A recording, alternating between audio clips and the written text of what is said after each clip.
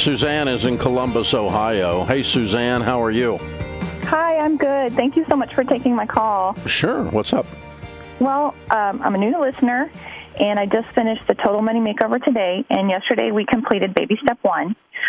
But about 8 months ago, we did some really stupid things when we bought the house that we're in now, the biggest of which was buying it before I got my paycheck, my first paycheck from a new job that I had just started.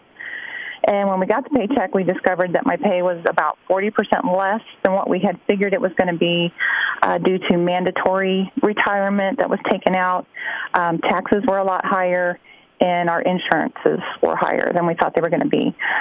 So fast forward to today. Last week, we put the house on the market because we just decided that we can't afford it. We've been trying to increase our income by selling some stuff, and I'm looking for a part-time job. But my question is, until our income increases, do we default on our other payments or and keep paying the mortgage, or do we allow the house to go into foreclosure while we're still trying to continue with the baby steps? What other debt do you have other than your home? We have $20,000 on a camper, which we're trying to sell. Good. We have $3,000 on a credit card and $2,000 in medical. Okay. And what does your husband make a year? He makes about 38, and I make about 22. Okay. Is that take-home pay? Yes, sir. Okay. So you have a $60,000 income. How much is your house payment? $1,925. Okay.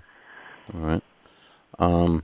Are you doing your written every dollar budget yet? Yes. I just got that all entered last week. Okay. So you've been doing it a whole week. Okay. Yeah. Well, yeah, the camper's up for sale. The house is up for sale. We're changing as many directions as we can here. A garage sale is in order. Craigslist stuff is for sale. All that kind of stuff is going on.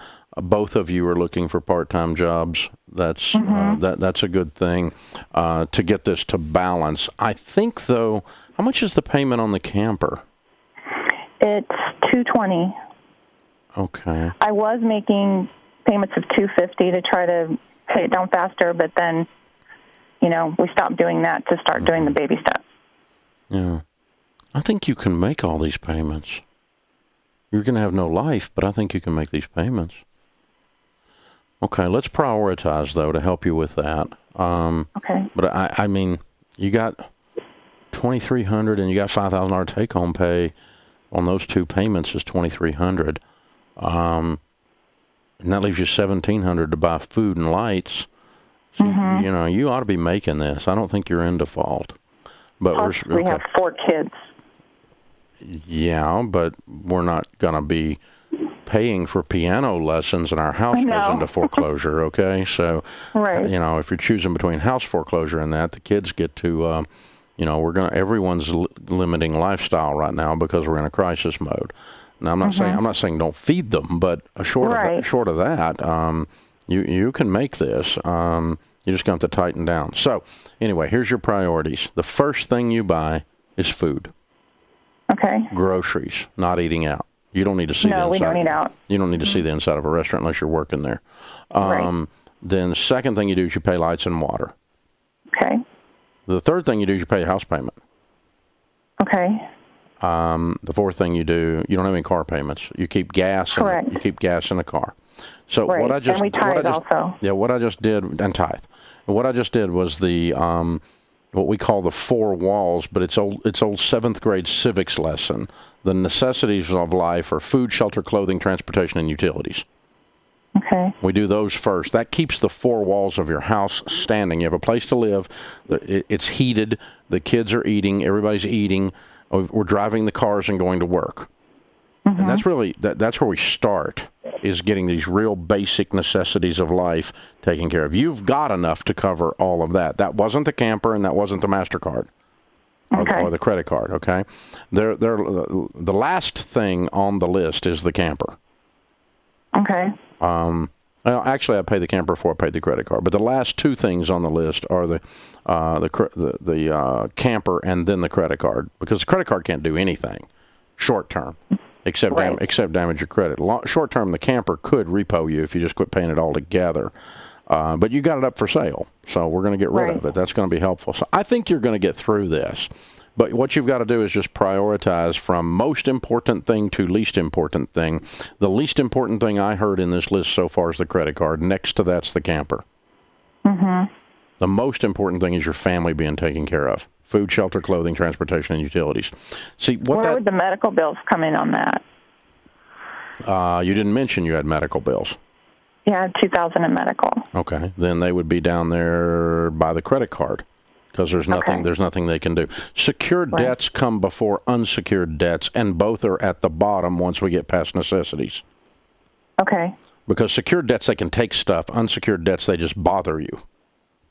Right. Eventually, they'll sue you, and eventually they'll garnish you. But you're going to get to this long before that happens. Because the house is going to sell, the camper is going to sell, and you're going to be in a better place. I mean, this is a matter of months. It's not a matter of years.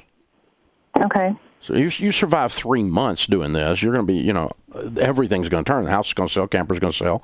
You're going to be the other side of this, and you're going to be going, whew, man, we almost screwed that up, right? But we got out of it by the skin of our teeth, right? That's what you're going to be saying. Thank God you're turning the corner here. But here's the thing. If you eat and have lights and water and have a place to live and you have transportation, emotionally, the rest of it is just a Monopoly game and you're behind. But when you get inside your house, inside those four walls, and you start having the lights turned off or getting foreclosed on and you're homeless or that kind of stuff, now emotionally, your relationship, everything's been invaded then, and your stress level goes through the roof. Mm-hmm. But if you separate necessities from the rest of it's just a game I'm losing right now, I can lose a game, but I don't want to lose my house. Right. Does that make sense? Yeah. So that lowers your stress level. It's not going to go away until you get rid of the house and the camper, but it lowers your stress level.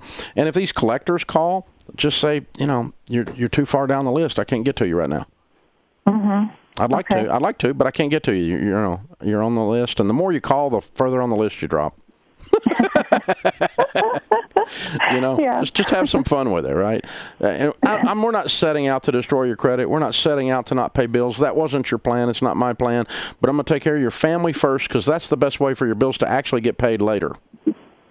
Okay. Because if you get this out of order, you're going to get all stressed out, and it's going to mess up your marriage, and you're going to end up in bankruptcy court and divorce court and all this other stuff. We don't want any of that stuff going on. No. Yeah, we're just going to lock arms here and fight our way through this little bit of stupidity, and it'll be in your rearview mirror within a year. Oh, I hope so. Oh, I know it will be. Put the house on the market competitively. Put the camper on the market competitively. Get them sold. Price competitively. Good question. Thank you for joining us. Sometimes when you're scared, and I've been scared. You ever been scared? Scared? You ever been scared? I've been scared, man. I've been terrified. Sometimes when you're doing that, it's hard to think clearly. One good rule of thumb when you're facing something like that where the fear is coming at you is just stop and break the problem down into bite-sized pieces and go, okay, what can I do? What variables can I control? Okay, our family can eat. That's good. So we're not hungry. One less thing to worry about. Lights and water are on. Okay, we're bathing and we are drinking water and we have electricity, so we have heating and cooling. One less thing to worry about. We're going to pay the rent or the mortgage. Now I have a place to live and do all that. We're going to put gas in the car so we can go to work. Yep, or pay that car payment if you got one, right? Now, and you start working your way down these necessities first, and you really start understanding the rest of this stuff is just a really ugly game, and you work your way through it. And that's all we did there. You can do this too. If you need help, you call here. We're here to help people. It's a pretty simple thing. This is the Dave Ramsey Show.